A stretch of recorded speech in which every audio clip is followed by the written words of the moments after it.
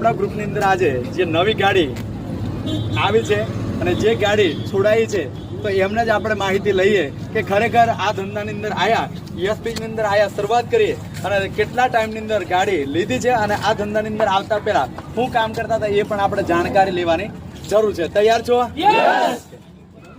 નમસ્કાર. નમસ્કાર. મારું નામ છે રાઠવા કવિતા. હું બરોડાથી બિલોંગ કરું છું. આ યશબીજની અંદર આવતા પહેલા બરોડાની અંદર હોસ્પિટલમાં નર્સિંગના સ્ટાફ તરીકે દિવસ ને રાત નોકરી કરતી હતી અને યશબીજમાં જોઈનિંગ થયું. આજે વર્ષ મારું પૂર્ણ થયું છે અને 1 વર્ષની અંદર ગાડી પણ એચીવમેન્ટ કરીશું, એ પણ લોન નહીં રોકડ કેશથી. જય યશબીજ.